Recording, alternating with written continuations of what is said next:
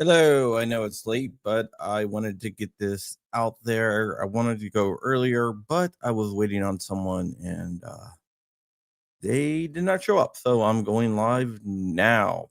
We're going to be talking about the man that was shot in Minnesota and exactly what happened. I do believe that this incident is different from the other incident like the one that the lady was shot. I believe that was a good shoot. This shoot, I do not believe is a good shoot. I think that this agent kind of screwed up and killed someone just for being a concealed carry permit holder. I all the information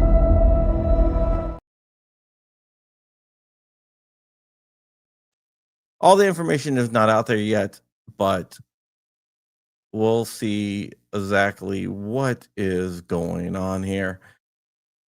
I also want to caution you, we might be looking at some of the footage of what went down from a couple different angles. And let's go ahead and get into the actual footage. Then we're going to get into everything else.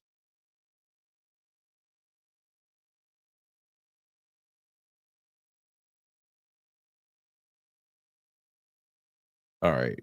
So the first thing, if you don't know, a man was shot by ICE today. He was carrying a firearm, so they killed him. So let's go ahead and watch some of this.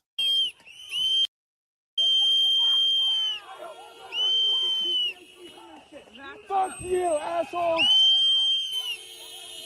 He's filming right there with the video. The ICE agent pushes him. There's some other angles too. He's down on the ground.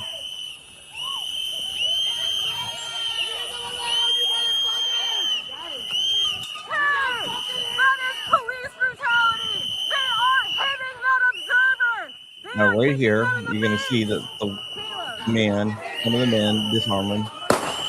And there it goes.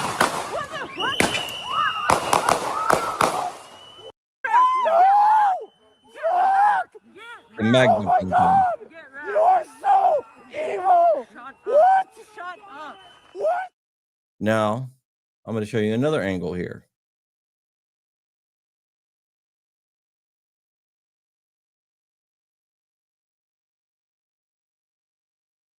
We'll bring it up.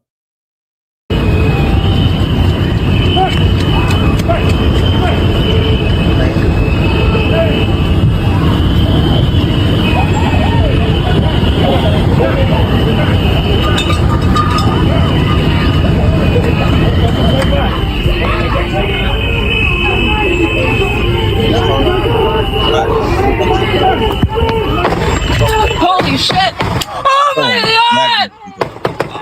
Oh! Whoa!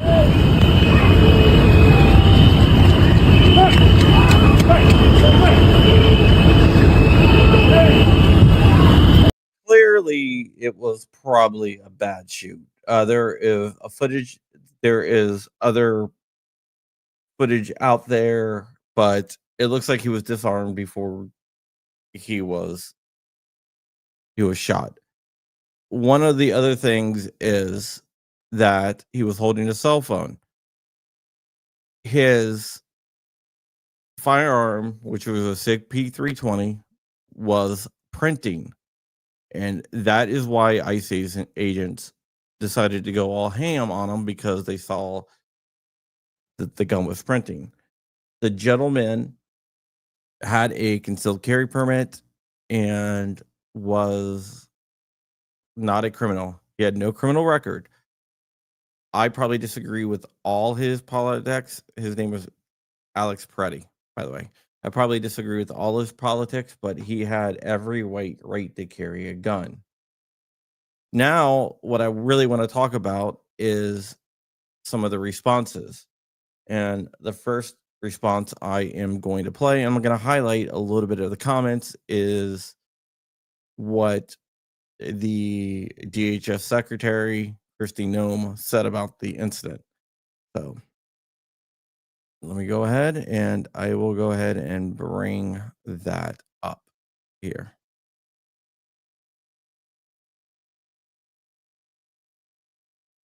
Give me 1 second here.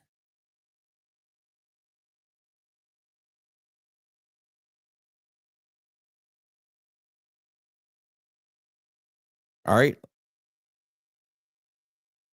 Let me go ahead and bring this up. This is Christy Nome on the shooting. But I want you to not distract away from the facts of this situation. Our law enforcement officers were there doing a targeted operation against an individual who was in this country illegally and had a criminal conviction for domestic assault with intent to do bodily harm and other convictions as well. This individual went and impeded their law enforcement operations, attacked those officers, had a weapon on him and multiple dozens of rounds of ammunition, wishing to inflict harm on these officers, coming brandishing like that and impeding their work that they were doing. We'll continue to allow. That is a different incident that happened at the same situation after the tragedy unfolded. But yes, that's the kind of assaults and violence that our law enforcement officers are facing out in the streets and that the local leaders are encouraging. Remember what Mayor Fry has said. That he wanted ICE out of the city. We have been working and had a presence in that city for years. We are there to enforce the law and to make sure that the public is safe. Just since we have been there, we have arrested thousands of individuals that have criminal convictions and are in this country illegally and gotten them off the streets of Minneapolis. The two things that we've asked the mayor and the governor for is that they would partner with us, and before they let somebody dangerous out of their jails, that they would let us know so we can deport them out of our country. I do not know why they continue to choose the side of lawbreakers, criminals, murderers, and rapists over the citizens of Minneapolis. And this situation that we have today is a tragedy that we don't have to have. We have it because we have a mayor and a governor who encourage this violence and encourage this type of rioting. And remember, these are the individuals that were in charge when Minneapolis burned in 2020. They facilitated it, they encouraged it, and they saw the destruction, and we all watched the destruction of that city back then. It doesn't have to happen again. It appears that they're following the same.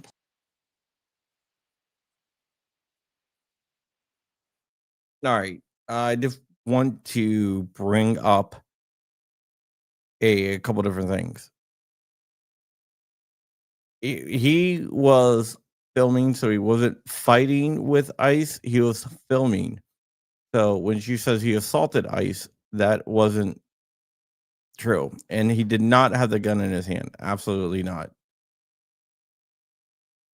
He was filming. He had a cell phone in his hand. The police saw him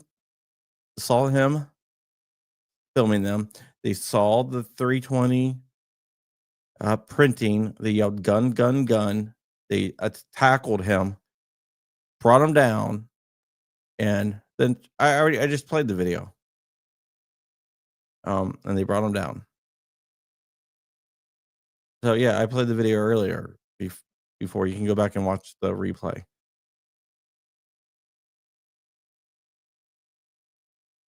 Now, let's go ahead and what I want to do is show you guys something else.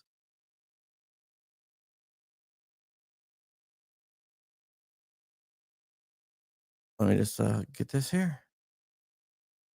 Up.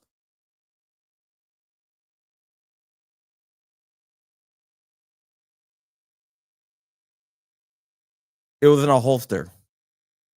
It was in his waistband in a holster.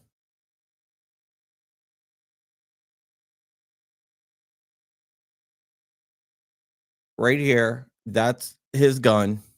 You see this agent right here running with the gun. I'm going to zoom in on it. This is before the shots were fired. So that's before shots was fired. He was already disarmed at this point.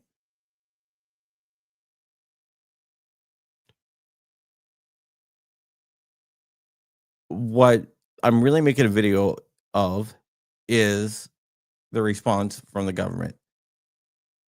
Instead of saying, hey, we're going to investigate this and see exactly what happened, this is the type of response we are getting from the government. You saw Christy Nome's response, and let me go ahead and show you some of the other responses.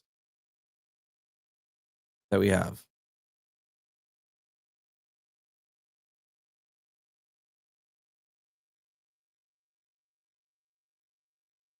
This is from a United States attorney.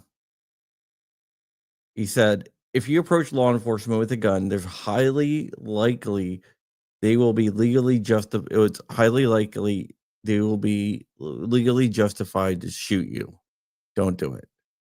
So this guy right here is basically saying that if you have a gun, the police are justified in shooting you, which is not something that's good.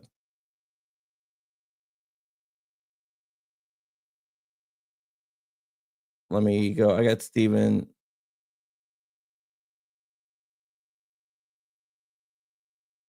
And let me go ahead and share another video here. Let's go on and watch this one. And I have the privilege and honor of leading United States Border Patrol and Customs and Border Protection here in Minneapolis. Some of those brave men and women of Border Patrol and Department of Homeland Security law enforcement join me here today to show support for all federal law enforcement who have been under constant attack in Minneapolis for weeks now. This morning was no different. At 9:05 a.m. Central Standard Time, as DHS law enforcement officers were conducting a targeted operation in Minneapolis against an illegal alien, Jose Huerta Chuma. You can see this illegal alien on the screen to my left and right. That is Jose Huerta Chuma, whose criminal history includes domestic assault to intentionally inflict bodily harm, disorderly conduct, and driving without a valid license. During this operation, an individual approached U.S. Border Patrol agents with a 9mm semi-automatic handgun. The agents attempted to disarm the individual, but he violently resisted. Fearing for his life and the lives and safety of fellow officers, a Border Patrol agent fired defensive shots. Medics on the scene immediately delivered medical aid to the subject, but the subject was pronounced dead at the scene. The suspect also had 2 loaded magazines and no accessible ID. This looks like a situation where an individual wanted to do maximum damage and massacre law enforcement. Then, about 200 rioters arrived at the scene and began to obstruct and assault law enforcement. Crowd control measures have been deployed for the safety of the public and law enforcement. This situation is evolving and more information is forthcoming. The officer was highly trained and had been serving as a Border Patrol agent for 8 years. The officer has extensive training as a range safety officer and less lethal officer. As mentioned, this is only the latest attack on law enforcement. Across the country, the men and women of DHS have been attacked, shot at, doxxed, had their family members threatened. And, as we have seen, more than 100 vehicle rammings over the past year against federal law enforcement. We will not allow violence against our law enforcement officers, and we need state and local help, state and local law enforcement, to help us coordinate to get violent criminals off the streets. Mayor Fry and Chief O'Hare just a few minutes ago did the opposite of that by omitting the fact that the suspect had a gun and magazines full of ammunition. In what looks like a situation, again, where an individual wanted to do maximum damage and massacre law enforcement. I want to reiterate what President Donald Trump, Secretary Kristi Noem, myself, Director Marcos Charles, and so many others have said time and again. If you obstruct a law enforcement officer or assault a law enforcement officer, you are in violation of the law and will be arrested. Our law enforcement officers take an oath to protect the public. We go to work every day to protect. Right. All right, that's enough of that. I saw a couple questions. So basically, he's saying once again, it's all about. Oh, he approached a gun. He was taken down. 'Cause I saw the thing. A couple questions here. Why does an armed man with no ID go to a peaceful protest? You aren't asking the right questions. I would go to a peaceful protest armed, and you shouldn't be required to have ID. Why did he get taken down if he wasn't fighting? You watch the video, the guy goes, gun, gun, gun. They tackle him to the ground, and yeah. There you go. All right, so I did the comment by Bill Isley. But there's other comments like this. Like Andrew Branca. I mean, you got to be able to call bad shoots, and good shoots, good shoots. You just have to.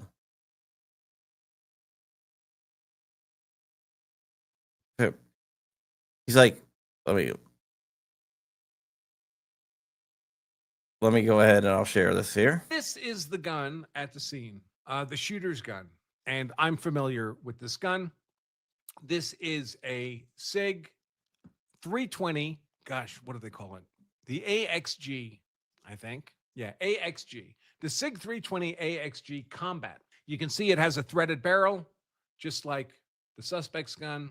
This image is from the SIG website, so it doesn't have the optional optic on it, which this guy has, which, by the way, is a SIG optic, a Romeo 2 optic, 9mm pistol, high capacity. This magazine might be the 20 or 21 round magazine, the way it's extending from the gun. This is not an inexpensive firearm. This gun, just the gun without the optic, sells for anywhere between $1,000 and $1,200 retail. And the optic that's on the shooter's gun is typically another $500 or $600. So we're pushing a couple $1,000s worth of the pistol here, which is not a small amount of money on the gun. Now, I'm going to mention, because someone's going to mention it, like it or not, SIG 320s have developed a reputation, deserved or not, of unintentional discharges, meaning if they're dropped, sometimes they go off when they're not supposed to. They're supposed to be drop safe, but there's been lots of press coverage and lawsuits about people just putting a primer in the gun and dropping it, the primer goes off. That's not supposed to happen. There's been lots of lawsuits where people say, I bumped the gun in the holster and it just went off and shot me in the leg, that kind of stuff. In this case, it's beginning to look, at least initially, as if one of the ICE guys perceived the gun on the suspect, this gun, and took it off his person and was turning away, walking away with the gun to secure it from the suspect. But what might have happened, remember, there's a whole bunch of officers involved. They're not all, Ethernet cable to each other's brains. They're all seeing different things. And one officer might have seen the gun and said the word gun. And that might have triggered that first shot by an officer. And then all the other officers begin shooting in response to that initial discharge. That does not make the shooting unlawful. It would be an awful but lawful shooting. So what's required for the shooting to be lawful? The officers have to have a reasonable perception of an imminent threat of unlawful deadly force harm. That's it. If the answer to that is yes, this is a lawful shoot. They're struggling with this gun. If they perceive this guy as being non-compliant with arrest, fighting with officers, as reaching for a weapon, they will have reasonably perceived an imminent threat of unlawful deadly force harm, justifying their use of deadly defensive force. And their perception does not have to be correct. Their perception has to be reasonable. We're not required to make perfect decisions in self-defense. Police too. All right, I want to see what you guys think about that. What do you think about what he just said?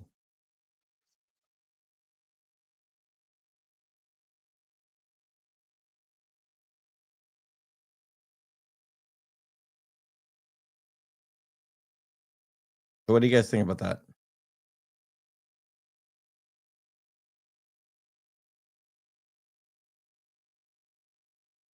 Stephen Miller one of the president's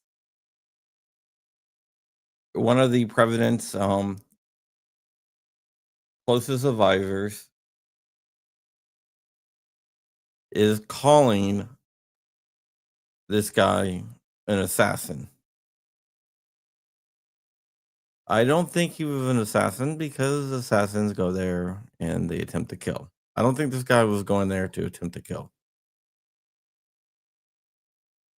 So let me just show you this really quick here. This is President Trump's closest advisor.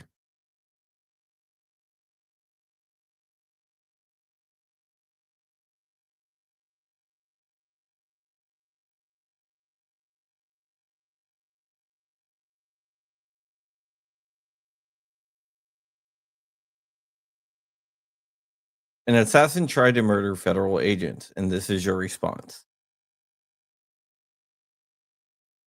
We have to get to the point where we call out the bad on both sides. If the conservative or ICE, whoever does something bad, we need to be able to call that out. And if someone on the left does something bad, we need to call that out. During a good shooting, I believe that was a good shoot. This is not a good shoot. We have to be honest.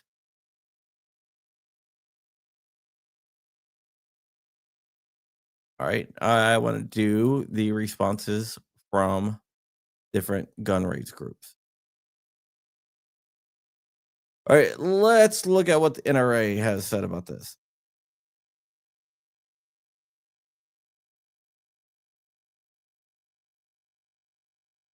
They said, for months, radical progressive politicians like Tim Walz have incited violence against law enforcement officers who are simply trying to do their job. Unsurprisingly, these calls to dangerously interject oneself into legitimate law enforcement activities has ended in violence, tragically resulting in injuries and fatalities. As there is with any officers who are involved shooting, there will be a robust and comprehensive investigation that takes place to determine if the use of force was justified. As we await these facts and gain clearer understanding, we urge the political voices to lower the temperature to ensure the constituents and law enforcement remain safe. So they're taking more of a neutral approach on what happened. There was other organizations like GOA. GOA put out their statement here. So let's go ahead and read the GOA statement. They say, we are saddened by the loss of life in Minneapolis, Minnesota earlier today during a federal law enforcement operation. Because details remain limited and the facts are still emerging, it is essential that the Justice Department conduct a complete, transparent, and prompt investigation so the public can fully understand what occurred and maintain confidence in the rule of law. Furthermore, we condemn the untoward comments of the U.S. Attorney. Federal agents are not highly likely to be legally justified in shooting concealed carry licensees who approach them while lawfully carrying firearms. The Second Amendment protects the Americans' right to bear arms while protesting, a right the federal government must not infringe upon. Finally, the left must stop antagonizing ICE and CBT agents who are taking criminals off the street and play a critical role in protecting communities and upholding the rule of law.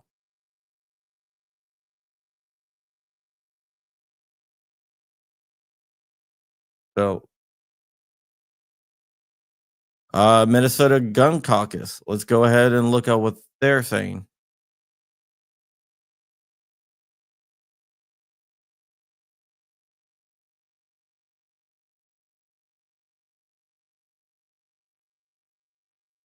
We are deeply concerned by this morning's reports that a federal law enforcement operation in Minneapolis resulted in a fatal shooting of 37-year-old Alex Peretti by federal agents. According to local law enforcement, the man was legally armed.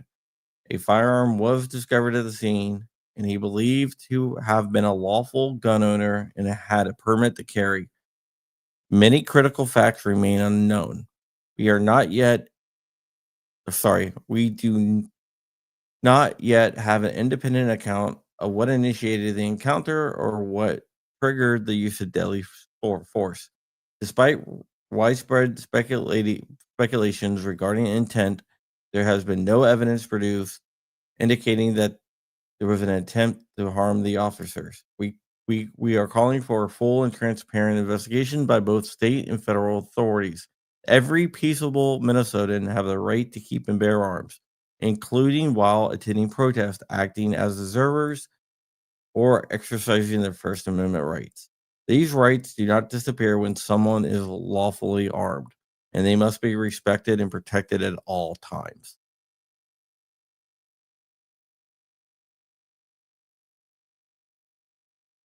So that is what a lot of the gun groups are saying. I haven't seen anything from the Second Amendment Foundation quite yet. I'm going to just check one more time. But I just wanted to make this video to get my thoughts out on it. And we have to be able to call out both sides when we think that there's wrong.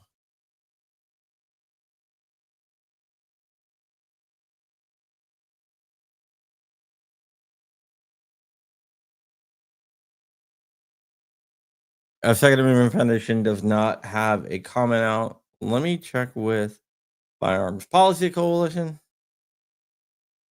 And then I will check to see if any others came out while I've been live.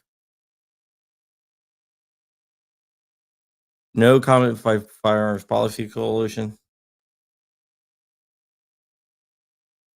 And I am going to check.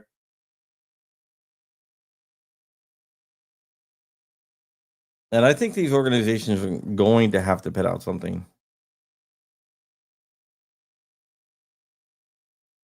And nothing by them yet.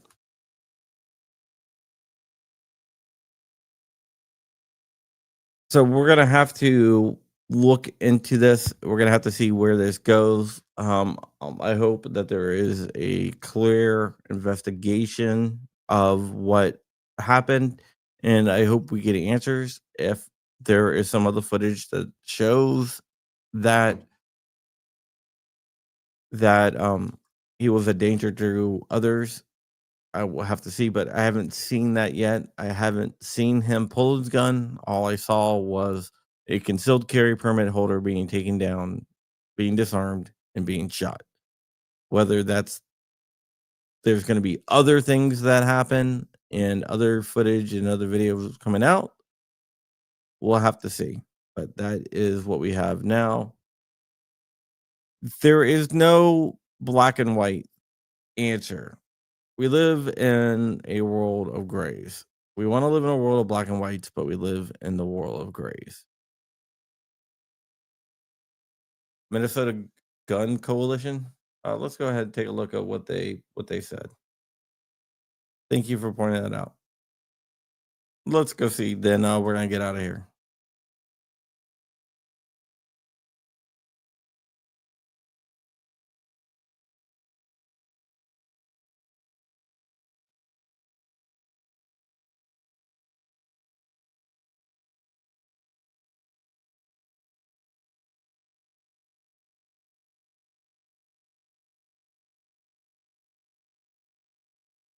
I can't find it, but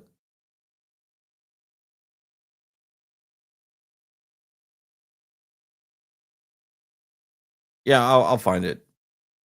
I'll look it up later. But we are going to get out of here. Thank you guys so much for watching.